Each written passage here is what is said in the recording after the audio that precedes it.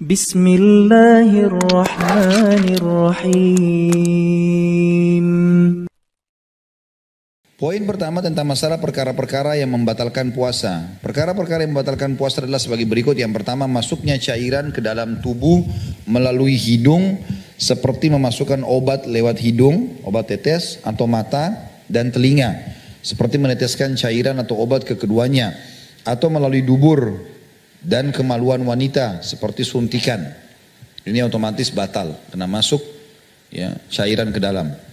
Yang kedua, sesuatu yang masuk ke dalam tubuh karena berlebihan dalam berkumur-kumur dan menghirup air dengan hidung sehingga berwuduknya atau ketika berwuduk dan lainnya. Jadi tadinya dia tidak niat batalin puasanya, tapi karena dia sengaja kumur-kumur banyak sampai tenggorokannya dagunya dinaikkan sehingga dia kumur-kumur terus tertelan, maka itu berarti batal, masuk dalam unsur kesengajaan. Tapi kalau dia cuma sekedar kumur-kumur sedikit lalu dia buang, maka insya Allah tidak, cuma masuk dalam bab makruh tadi. Yang ketiga, keluarnya air mani karena melihat wanita secara terus menerus ya.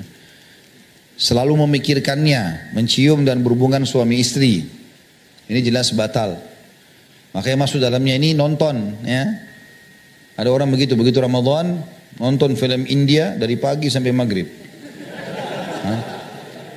Dari menari ini ke menari itu, dari film ini ke film itu. Ini semua lihat syahwat, lihat lawan jenisnya. Tidak ada film tanpa wanita.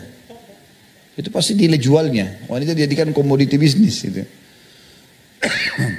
Yang keempat, muntah dengan sengaja. Sebagaimana sabda Rasulullah SAW, man istaqa'a amdan falyaqdi. Barang siapa yang muntah dengan sengaja, maka ia harus mengganti puasanya. Hadis riwayat Tirmidzi nomor 720.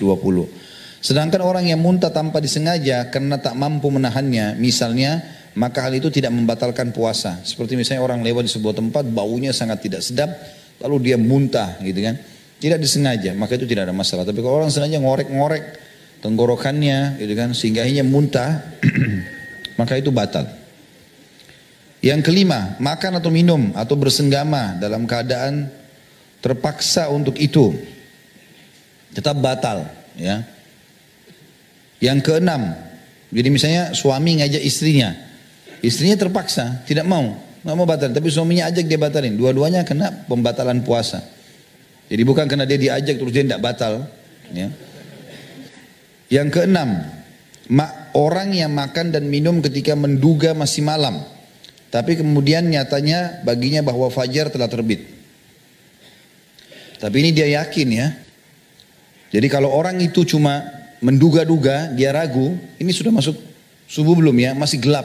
Lalu dia makan, ternyata mendung dan dia sudah masuk subuh sebenarnya, gitu kan? Jamnya misalnya di rumah mati, baterainya dia belum ganti.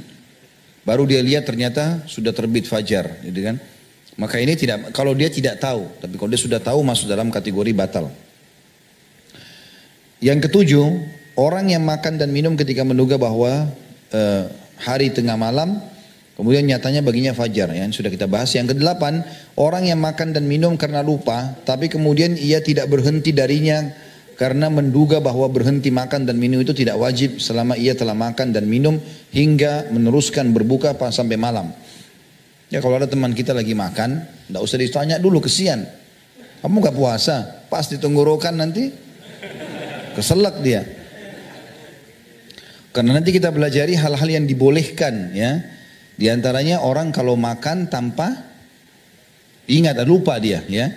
Kalau dia makan, kata Nabi SAW, siapa yang lupa pada saat puasa dia makan, maka dia lanjutkan puasanya, karena sungguhnya Allah yang telah memberikan dia makan dan minum ya. Tapi dia betul-betul lupa antara dia sama Allah SWT.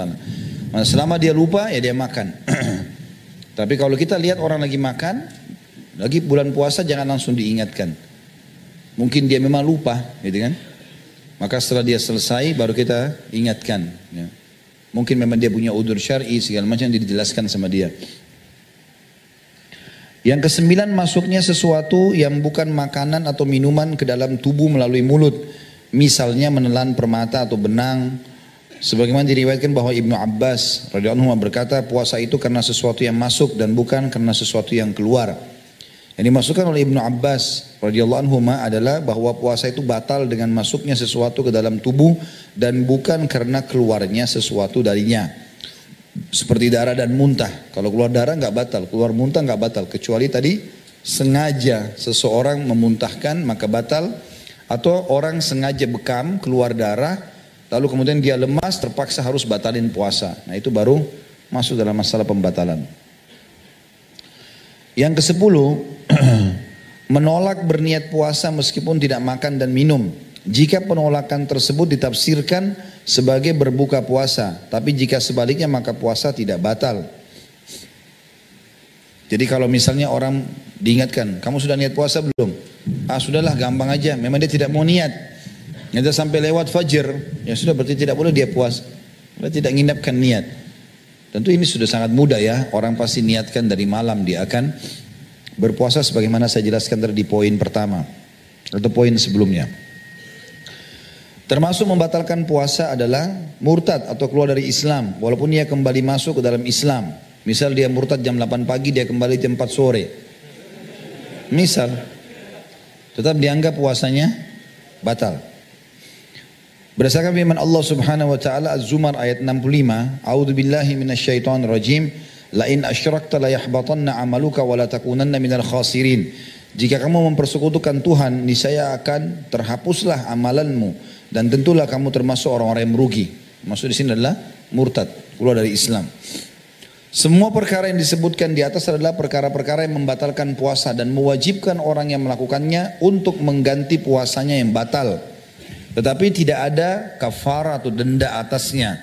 Karena kafarah tidak diwajibkan kecuali atas 2 perkara. Yang pertama, hubungan suami istri dengan sengaja tanpa terpaksa. Hal ini sesuai dengan riwayat dari Abu Hurairah radhiyallahu anhu, ja'a rajulun ila Nabi SAW faqala halaktu ya Rasulullah. Qala ma ahlakta? Qala waqa'tu ala imra'ati fi Ramadan. Faqala hal tajidu ma tu'tiku raqabah? Qala la. Qala fa hal tastati'u an tasuma shahrayn mutatabi'ain? Qala la. Qala fa hal tajidu ma tut'imu 60 miskina? Qala la. Thumma jalas fa utiya an-nabiy sallallahu alaihi wasallam bi'arakin fihi tamr. Faqala khudh tasaddaq biha atau bihada. Qala fahal alla afkara minni fa wallahi ma baina labatayha ahlu baitin ahwaju ilaihi minna. Fadahika an-nabiy sallallahu alaihi wasallam hatta badat nawajidhu wa qala idhhab fa'atimhu ahlak. Ini riwayat sudah pernah saya ceritakan ya. Riwayat ini tentang datangnya seseorang sahabat yang mengatakan, aku telah binasa ya Rasulullah. Kenapa kau binasa? Saya sudah menggauli istri saya ya Rasulullah di siang hari Ramadan. Maka Nabi SAW langsung kasih solusi. Apa kau bisa bebasin budak?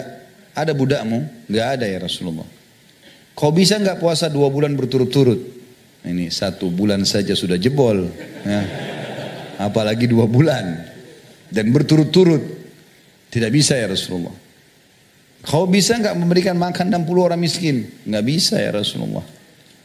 Lalu Nabi SAW terdiam, orang ini pun diam duduk. Gak lama kemudian ada orang yang datang bawa 1 keranjang kurma. Lalu Nabi SAW lihat ke orang itu lalu mengatakan, ambillah ini sedekahkan. Sebagai tebusan tadi kamu biologis sama istrimu siang hari Ramadan tuh.